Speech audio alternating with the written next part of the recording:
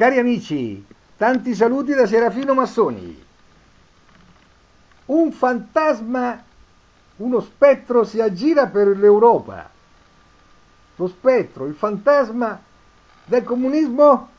Ma no, ma no!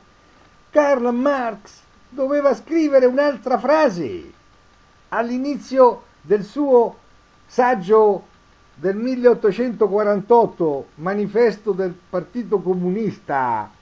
Doveva scrivere: un fantasma, uno spettro si aggira per il mondo. Il fantasma, lo spettro della proprietà privata. Questo doveva scrivere Karl Marx. La proprietà è un furto? Ma no, Karl Marx doveva, and Company doveva scrivere: la proprietà è un'illusione, la proprietà è un'illusione. L'etica protestante è lo spirito del capitalismo di Max Weber? Ma no,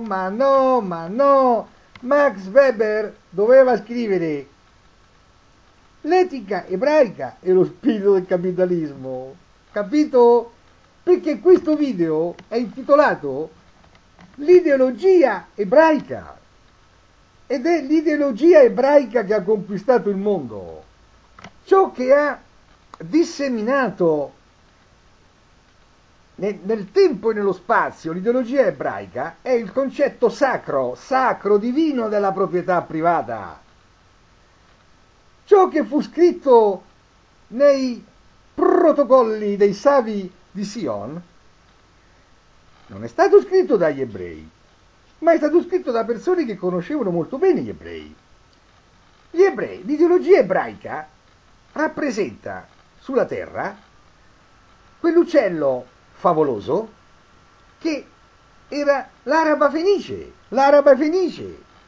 Dell'araba fenice si diceva, si favoleggiava che fosse un uccello che periodicamente moriva nel fuoco, pensate voi, nel fuoco rigeneratore, nel fuoco.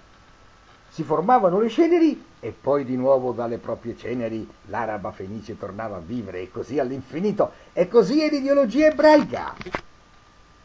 Muore e rinasce, muore e rinasce, muore e rinasce in continuazione. L'ideologia ebraica ormai ha conquistato tutto il mondo.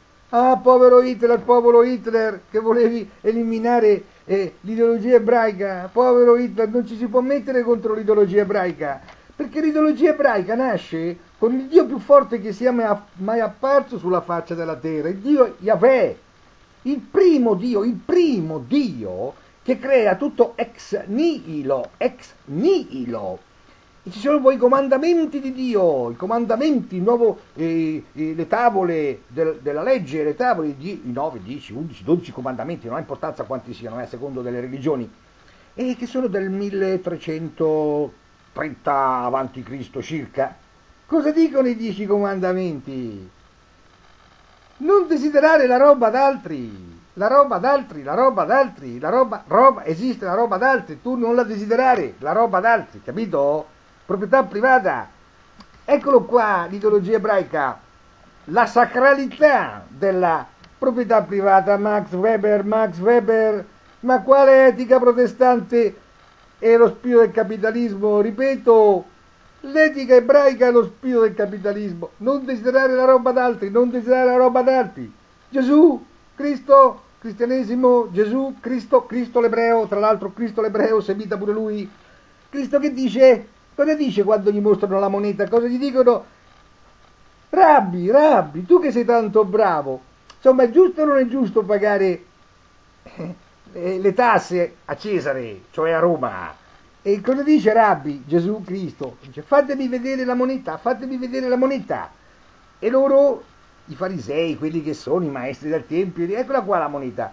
Lui guarda la moneta, Rabbi, il maestro, guarda la moneta da entrambi i lati, e su un lato ci vede l'effigie di Cesare di quel momento, Tiberio, cioè di Cesare, cioè del potere di Roma. E lui dice: di chi è? Vede la proprietà, di chi è questa immagine? E loro rispondono: Rabbi, è l'immagine di Cesare, di Cesare. E allora dice Gesù, risponde, date a Cesare quel che è di Cesare e a Dio quel che è di Dio. Vedete che c'è la proprietà privata? Date a Cesare quello che è di Cesare, la proprietà privata è di Cesare, e date a Dio quello che è di Dio, la proprietà privata è di Dio. Vedete che viene ribadita il concetto di proprietà privata, ma nasce il concetto di proprietà privata sacrale, e nasce con gli ebrei. Nessuno potrà mai sconfiggere l'ideologia ebraica, mai. L'ideologia ebraica, con la sua dolcezza della proprietà privata, ha conquistato tutto il mondo, mica l'ha fatto con gli eserciti, No, senza le legioni. E la scoperta della proprietà privata l'hanno fatta gli ebrei, e corrisponde alla uscita, alla cacciata dal paradiso terrestre, capito? La cacciata dal paradiso terrestre. Prima l'umanità stava nel paradiso terrestre, ed era l'umanità che stava nel matriarcato senza la proprietà privata. Poi si scopre la proprietà privata e l'umanità viene cacciata dal paradiso terrestre e scende nella valle di lacrime. Questa è l'ideologia ebraica, è l'ideologia della proprietà privata, che se poi gli ebrei, diciamo così, occupano le posizioni più elevate in tutti i campi, compresi quelli dei premi Nobel, della cultura, dell'informazione, dell'economia, della finanza, della cinematografia, della stampa, della TV, non c'è mica da meravigliarsi. Loro hanno il copyright della proprietà privata, hanno la paternità sulla proprietà privata. Ho detto tante volte comunque che la proprietà privata nasce con la scoperta della reale funzione dello sperma dell'uomo nel concepimento, nella perpetuazione della specie, come il figlio rappresenta un pezzo di immortalità, e così i beni, la proprietà privata rappresenta come i figli, rappresenta un pezzo di immortalità. Gli uomini cercano di conseguire l'immortalità tramite la perpetuazione della specie, la paternità, quel figlio lì è mio, tramite l'accumulazione dei beni. È l'illusione, lo diceva bene già David Hume, che la proprietà privata è un'illusione. Ma quale furto? È un'illusione, è semplice illusione. Aveva ragione il Buddha, ma cosa volete desiderare tutte queste cose qua? Sono tutte illusioni. Ecco perché dico sempre ai giovani, noi viviamo nel patriarcato. Il patriarcato non è reversibile, non si può tornare al matriarcato.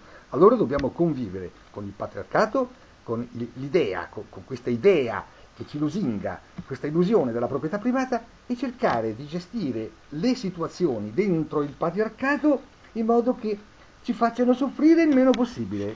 Va bene, cari amici? L'araba fenice, cari amici, questa è l'araba fenice, capito? E l'araba fenice rinasce sempre dalle proprie ceneri. Ah, povero Hitler che ha cercato di sconfiggere gli ebrei, i semiti. Ma sì, i semiti hanno in mano il mondo, i semiti.